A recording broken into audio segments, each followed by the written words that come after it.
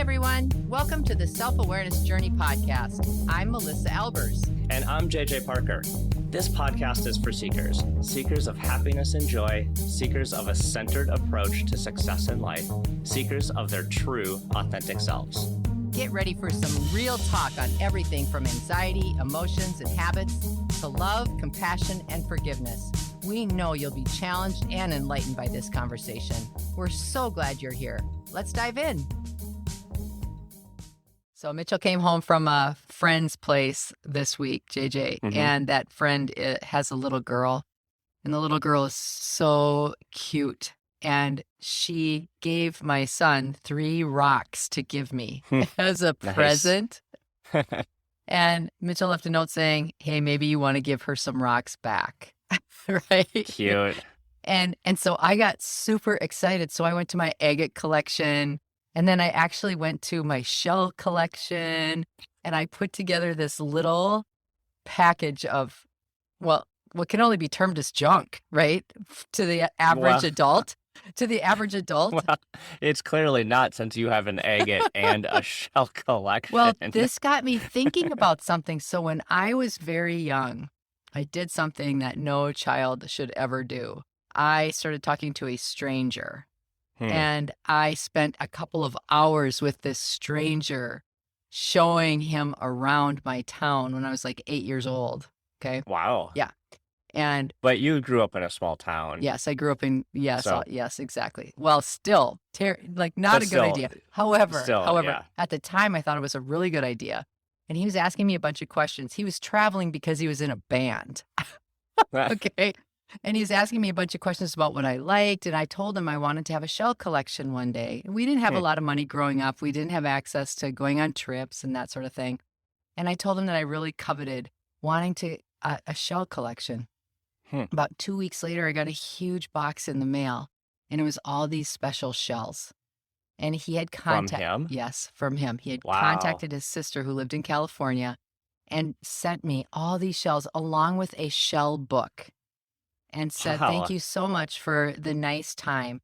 And I had to make up a story about who they were from because I knew I would be in so much trouble if I told my mother what I did, right? Strangers are sending me presents. Yeah, but I still have the shell book.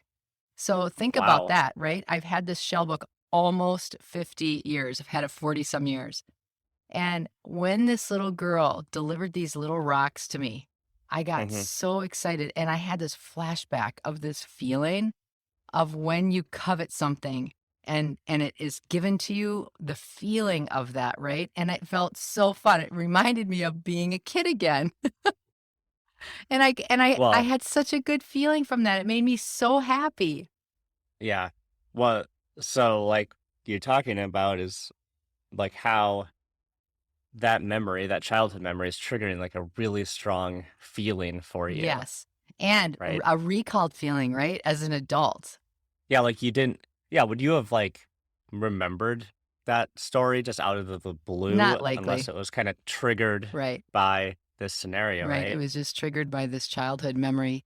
And it got me thinking about how valuable childhood memories are.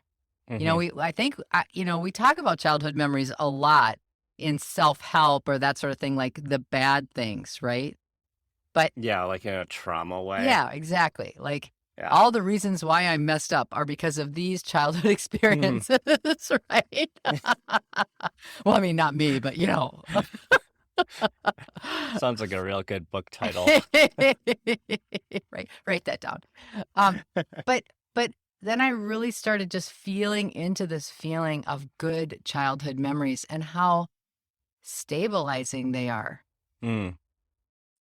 Yeah, like there's like the whole nostalgia industry is built around like helping you get back to this feeling of when you were a kid. Yes. Yeah. Right? Yeah.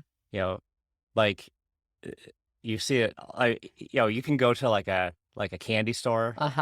Right? And they'll have like the old candy there from when you were a kid. Yes. Just solely to provoke. It tastes horrible. Absolutely. Like, how about right? those little sugar buttons that they would glue onto a strip of paper? What in the Oh, world? yeah. I think that was just like lazy candy making. I don't know. And you just bought you spent more money the longer you wanted a piece of paper that had Yeah. sticky glue on it with some colored sugar dots. Uh, Oh, but that all of that is just to provoke your feeling. It's not because it tastes good right. or anything. It's just to get you back Mm-hmm. to what it felt like Yeah. in that period of your life. Mm-hmm. Well, I will disagree though. Remember those little wax bottles with the little sugary colored water in them? Oh yeah, those Those were good. tasted pretty good. Yeah, I You like, did you eat the wax a little bit as a kid? Like totally. you just chew on it like gum? Yeah, Yeah. chew on it a little bit. I always bit the top off though and sucked out all the fluid so that I didn't. Yeah. Some people chewed it like gum. Ugh, I couldn't do that. It's too big of a piece. But yeah, that's another thing. Like I loved candy. It was such a special occasion when we could get candy. hmm Yeah, you're right. So I was thinking, like those are super obvious, like Hmm. us seeking, um, just seeking these things out for like to get back to that. When you were telling your story, I was trying to think of like a strong childhood memory that I Yeah, had. So, um, when I was a kid, we would we would go to my grandma and grandpa's cabin, yeah, right up in Motley, yeah. Minnesota, and so it was kind of at the bottom of a hill. So every Friday night, my parents would work, and they would pack up the van, the big old conversion van we had, Oh my me and my gosh. brother, and we would drive up there, and we'd drive down this hill, make a right hand turn, and there would sit Mm. with the little light on was their Oh, little brown cabin, oh. right? So that that always like provoked such a good memory Hmm. for me Hmm. is remembering this little brown cabin that would reveal itself on Friday night. And I gave that story in my grandma's eulogy when she passed Oh, away a few years ago. yeah, Um because like it for me it was like uh it was such a happy moment. yeah, yeah. Um and I was thinking about like do how do those things influence us Hmm. today? Right. And what I remembered or what kind of like struck me was that we we have a cabin like a few up from where my grandparents' cabin was, Right. Yep. and we recited it last year, Yeah. and we recited it brown, like the exact same color as my grandparents' cabin. I was just thinking, like, did I do that subconsciously? Huh. Like, because it was Wow. green, it used to be green, but we like recited it, and then I was like thinking about that Yeah. visual in my head of Hmm. my grandparents' little brown cabin Yeah. and ours looks almost exactly the same. Oh, that's amazing. Isn't But that I don't think interesting? but I don't think I was doing that on purpose. Now that I think about it, I was like, I didn't do that on purpose. Maybe I just did it on subconscious level. Yeah. That's weird. Yeah, but I think there's so many things like that. Another memory I have is my grandparents were ministers and they would live in the parsonage of the church that they were serving. So the Mm, parsonage is a place where the minister lives for free and it's very close to the church, if not like directly next door to it. And that parsonage had the funniest weird closet that it mm, had steps built into it, two leveled steps built into it out of just plywood, right? So you could store more stuff in it. It was like this deeper closet. Well, I had this habit every time I went. I mean, for years when I was little in the summers, I would take a flashlight and I would take like maybe a toy and I would go in that closet and hide. I'd move mm, all this stuff around so that I could hide in this closet. It was like the coolest fort in the world, right? And the closet had a certain smell to it. huh. Like, and just even thinking about that smell now, it's amazing how it brings me back to all of that feeling of enthusiasm and excitement and just like pure joy over nothing, the hmm nothingness of that, right? But it was so stabilizing for me to be able to do that every single summer. So we'll know what if you turn up in a closet Yeah, if no one can find someday, me, we'll know. listen for the click of a flashlight outside a closet door. It'll probably be me. um, so sitting around and reminiscing Yeah, about all of these fun childhood memories and how they made us feel, yeah, is obviously fun. It's fun to do, right? yeah, Because it yeah. makes us feel good. Um, but like, how how would you kind of use that as maybe like a tool to help you Mm, stay centered mm. more frequently, just as you go through life? Well, that's such a good question. I would actually answer it in two parts. Like, I'd be interested in if you do too. Like, I mean, even in just how you posed that question, thinking about your grandparents' cabin and the color and how just came around the corner and saw that Hmm. when you said that you recreated it perhaps in your cabin, but what's the feeling that you got? Oh, it just of like safety and comfort and love, Mm-hmm. Mm-hmm. all very warm. Yeah. Yeah. Same with me. Same with me. Like I think for listeners, it's a really, really good exercise to think into some of your very favorite childhood memories and then to feel what they give you, what is it that they give you. And honestly, when you're having a hard day, or when you're trying to change, in coaching, I often will give this opportunity. If you have a habitual habit that of thinking a thing that you don't like, a habitual way of going into a loop of thought that's negative, for example, and you want Hmm. to stop it, this, I often will say, this is a really good way is to pick one or two key memories that are really meaningful for you Hmm. and kind of milk them. Like, in other words, don't just let them be like, oh, yeah, I really liked that, but sit with it for a minute. Feel into the feeling of what that meant for you. Feel into what Hmm. that feeling is. What felt good? Where did you feel that? Why did you feel that? Did you always feel that? Like, um, and use that as a tool in that moment to help you change that habit thought that you're not liking having. Yeah, so you can change your energy, Hmm. right? And change how you're thinking and feeling by recalling Yeah. that feeling. Well, and it's like, so often we're talking about if you really want to be in your centered space, it's when your head and your heart, where all four of your bodies, emotional, spiritual, mental, and physical bodies are all in alignment with each Hmm. other, then you're really in your centered space. But a lot of times what happens is we're so used to our brain telling us this is the way it is, Mm. and you're going to listen to me because I'm in charge. Yep. And so then even if we do have these fleeting good feelings, maybe it is a memory recall or something else, that's usually the brain will just be like, get out of the way. We're not doing that right now. We're mad. Mm. But we give our brain way too much power. We give our brain way too much power. And so sometimes people who have that habit, it's so hard for them to not do that, that they don't know how to give the brain a different job rather than Mm. owning and commanding the stage. You can use your brain in this way to help elevate yourself out of that depressing or negative way of being by using your brain as a tool to really foster the memory that we're talking about here. Hmm. Yeah, that's such a good suggestion and way to look at it, Hmm. because it's like when you get in a funk, it's hard to figure out how to pull yourself out Oh, of it it. is. It really is because your And energy drops sometimes just everything. and it'll just spiral down and down, right? So this is kind of a way to, kind of pull up on the spiral. Yeah. And depending on how bad it is for you, I mean, there's a lot going on. And I feel like, in the last however long, almost 2 years or more that we've been doing this podcast, the world has been in a crazy place.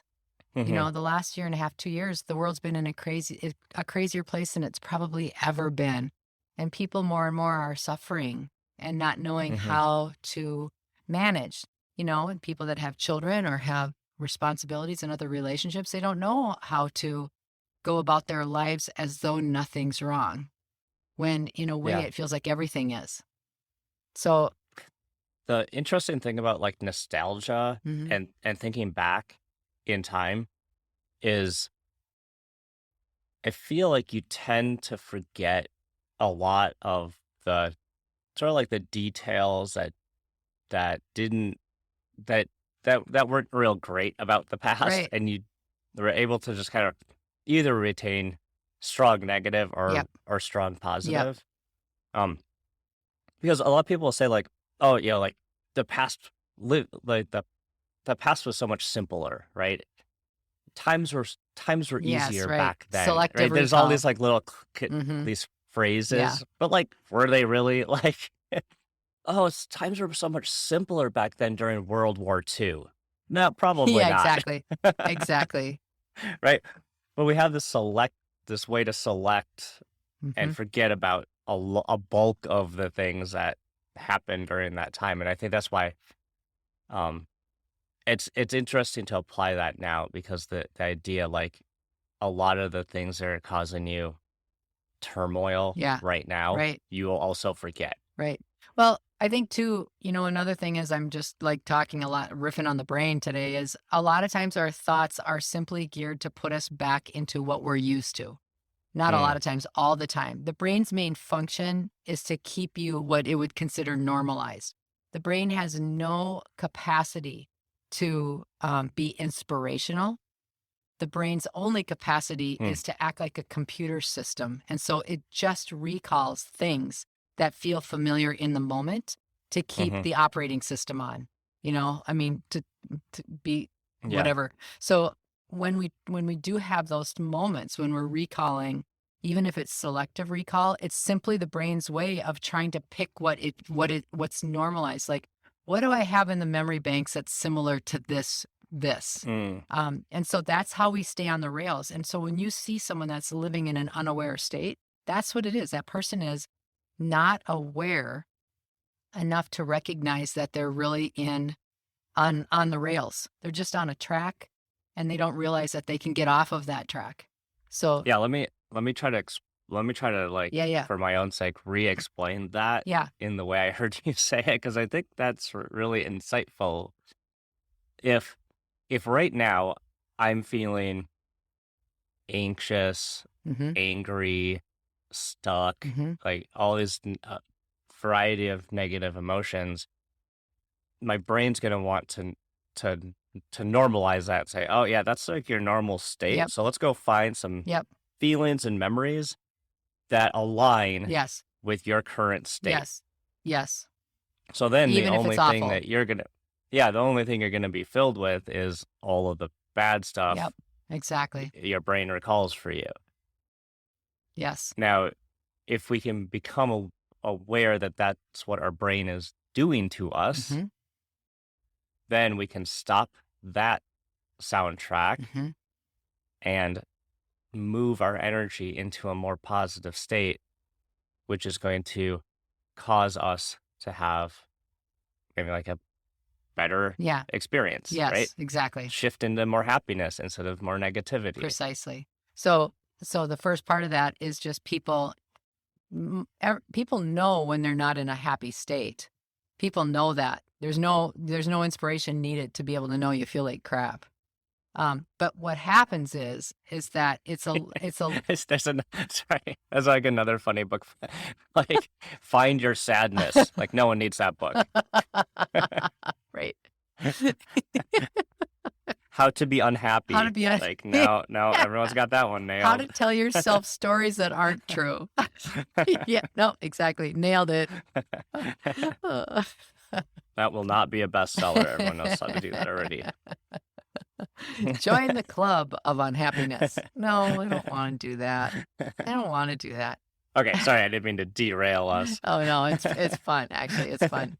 No, I think, but I think that this is the realness of being a human being. This is the realness of where we are in today's world. I mean, my Hmm. goodness, now we have monkeypox as though the first pandemic wasn't enough. Are you kidding me right Yeah, now? right. There's flash floodings in Las Vegas, which is a desert. How is this even happening? Right? Like, what in the world is happening? And so we go from disbelief to, well, I felt like garbage anyways. I guess I'll just stay here. Just pile it on, right?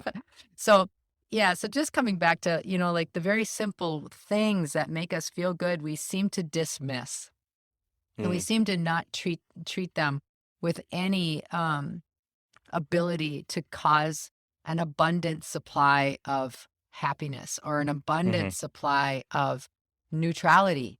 And if mhm. people are having a really hard time, I think neutral is a great place instead of that. So Yeah. we're not faking it. It's like it's not like, oh, let's just pretend everything's great. No, yeah, you don't have to No, yeah. but You don't have to go too far the other way and right, just like, "Oh, everything's so awesome in right. my life," Let and me give you an example of kind of what we're talking about. So my grandparents were, they were my very favorite people. My grandmother, and I've talked about her in past pods. They lived in mhm, Owatonna, and we lived in, various cities of Minnesota over my upbringing. And when we would drive south to Owatonna, first of all, the joy I felt counting down the days until I was mm, going to see her, I can't even tell you. I couldn't sleep. I couldn't sleep. I was so excited to go there. And I would mhm. love being there. And I would get to be there, I don't know, a couple of days to a summer, actually. But the interesting thing is this: every single time, even as an adult, that I would leave her, I would cry from Mm. Owatonna all the way to Faribault, which is half an hour. Half Yeah. an hour. And when I would hit that Faribault exit, I'd be like, okay, yep, I can come out of this now. Now, if I wanted to recall that memory as a sad memory, I could. Mhm. I could focus on the sadness of leaving. Um, Yep. and that's what a lot of people would do because it was a very overwhelming, strong feeling in that memory. Mhm. However, if I also look at it and use my brain as a different mechanism to help me, I actually see it for what it was. It was one of the deepest loves I've ever had. And the Mm. joy I had in that connection was so powerful that it made me sad to not have the physical piece with her too, of Mhm. being with her.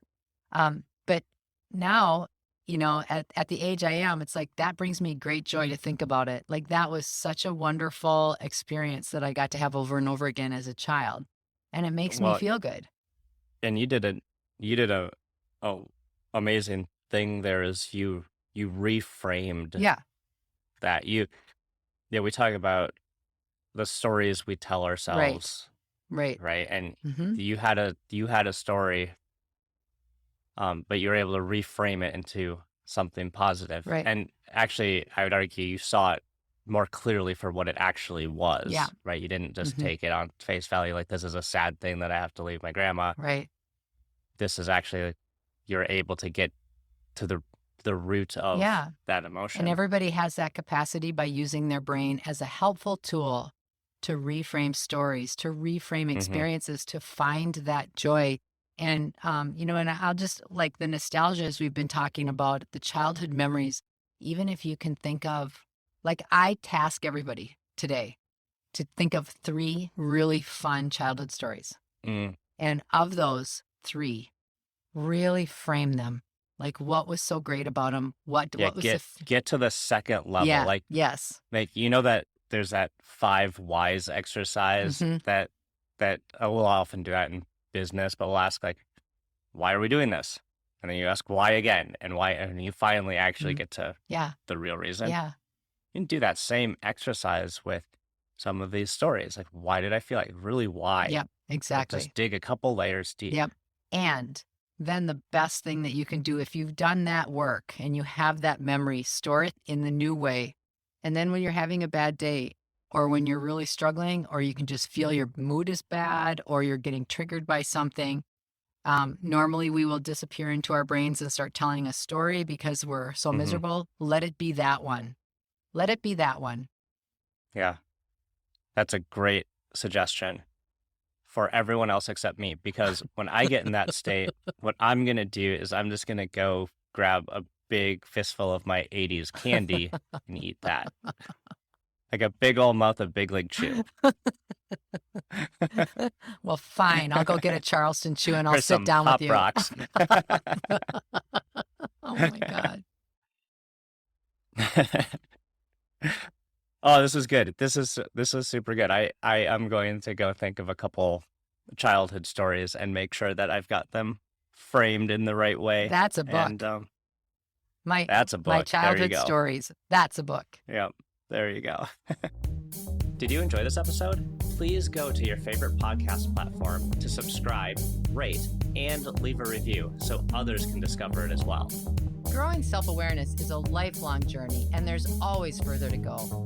And it's better when we're all in it together. Please think of someone you know who could benefit from hearing today's conversation and share this episode with them. We can't thank you enough for listening. Until next time, happy exploring, seekers.